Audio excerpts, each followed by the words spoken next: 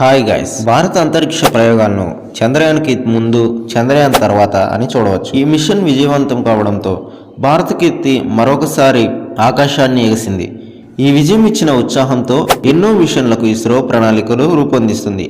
చంద్రయాన్ 2 చివరి మెట్టుపై విఫలం కావడంతో చంద్రయాన్ 3ను మరింత ప్రతిష్టాత్మకంగా తీసుకుంది. ఇప్పటి వరకు ఎవరూ చేరని జాబిల్లి దక్షిణ ధ్రువంపైనే ఎట్టి పరిస్థితుల్లో ల్యాండ్ చేయాలని గట్టిగా సంకల్పించుకుని అనుకున్నట్టుగానే సురక్షితంగా దించి విజయాన్ని సాధించింది.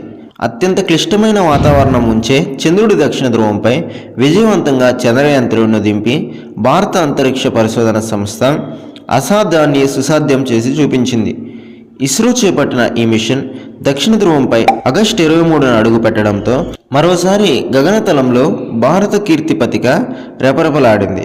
ఈ విజయంతో భారతీయుల శక్తి సామర్థ్యాన్ని ప్రపంచానికి చాటినట్లయింది. అయితే చంద్రుడిపై విక్రమ్ ల్యాండర్ దిగే ఉద్విగ్న క్షణాలను చూసేందుకు యావత్ భారతావని టీవీలకు అతుక్కుపోయింది. అటు ప్రపంచం మొత్తం కూడా ఈ మిషన్ను అత్యంత ఆసక్తిగా గమనించింది. తాజాగా గూగుల్ సెర్చ్ ఇంజిన్ డేటాతో ఈ విషయం మరింత స్పష్టంగా రుజువైంది. ఈ ఏడాది ప్రపంచవ్యాప్తంగా గూగుల్లో వెతికిన అంశాల జాబితాలో చంద్రయాన్ 3 మిషన్ 9వ స్థానంలో నిలిచినట్లు గూగుల్ వెల్లడించింది. ఇక దేశంలో అయితే ఏకంగా మొదటి స్థానాన్ని దక్కించుకుంది. ఇక మిషన్ విజయవంతం కావడంతో గూగుల్ కూడా డూడుల్తో శుభాకాంక్షలు తెలిపింది. జాబిల్లిపై ల్యాండింగ్, ఉపరితలంపై రోవర్ కార్యకలాపాలకు సంబంధించి చంద్రయాన్ 3 మిషన్ ఇస్రో సాంకేతిక సామర్థ్యాన్ని చాటి చెప్పిన విషయం తెలిసిందే.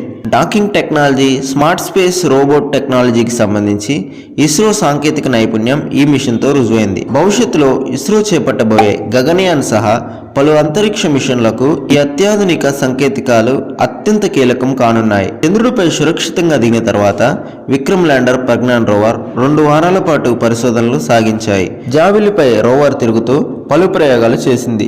సౌరశక్తి ఆధారంగా పనిచేసే రోవర్ ల్యాండర్లు సెప్టెంబర్ 4న చంద్రుడిపై రాత్రి సమయం మొదలైన తర్వాత నిద్రాహన స్థితిలోకి వెళ్ళిపోయాయి. మళ్ళీ సూర్యోదయం తర్వాత వీటిని మేల్కొల్పేందుకు ఇస్రో చేసిన ప్రయత్నాలు ఫలించలేదు. దీంతో విక్రమ్, ప్రజ్ఞాన్లు శాశ్వత నిద్రలోకి వెళ్ళిపోయినట్లు ఇస్రో భావించింది.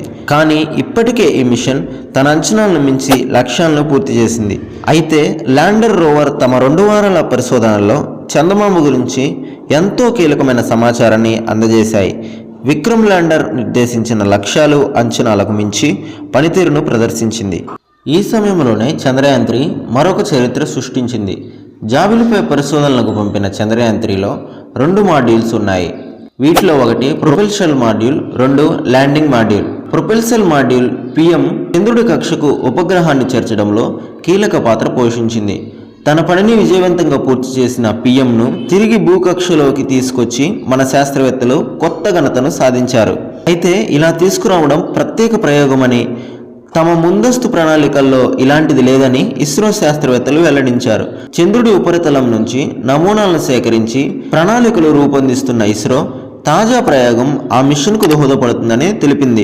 జాబిల్లిపై నమూనాలను సేకరించి అక్కడ నుంచి తిరిగి వచ్చే మిషన్ కోసం ప్రణాళికలు రూపొందించేందుకు ప్రొపెల్షన్ మాడ్యూల్లోని అదనపు సమాచారం ఉపయోగపడుతుందని పేర్కొంది. చంద్రుడిపై విక్రమ్ హాప్ ప్రయోగాన్ని అనుసరించి ఇది మరో విజయాన్ని సూచిస్తుందని వెల్లడించింది. చంద్రుడిపై ఉన్న మాడ్యూల్ ఇంజిన్లను ప్రేరేపించి పరికరాలను నియంత్రించే సామర్థ్యాన్ని ప్రదర్శించిందని వివరించింది.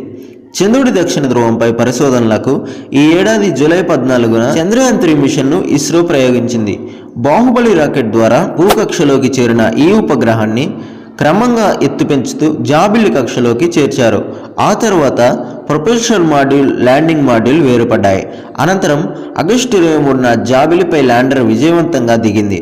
ల్యాండింగ్ మాడ్యూల్లోని విక్రమ్ ల్యాండర్, ప్రజ్ఞాన్ రోవర్ అక్కడ 2 వారాల పాటు పరిశోధనలు సాగించి ప్రస్తుతం నిద్రాహన స్థితిలో ఉన్నాయి. వినూత్న మిషన్ వ్యూహాలను ఉపయోగించి ప్రొపెల్షన్ మాడ్యూల్ కార్యాచరణ జీవిత కాలాన్ని పొడిగించాలని, భవిష్యత్తులో చంద్రుని మిషన్లకు అందులోని మిగిలిన ఇంధనాన్ని ఉపయోగించాలని నిర్ణయించుకుంది. ఈ నేపథ్యంలో ప్లానింగ్తో చంద్రుని కక్ష నుంచి భూమి కక్షకు తీసుకొచ్చింది. అక్టోబర్ 2023లో ప్రారంభించిన మాడ్యూల్ వెనక్కి తీసుకొచ్చే విన్యాసాల్లో ట్రాన్స్ ఎర్త్ ఇంజెక్షన్ నిర్వహించడం వంటివి ఉంటాయి.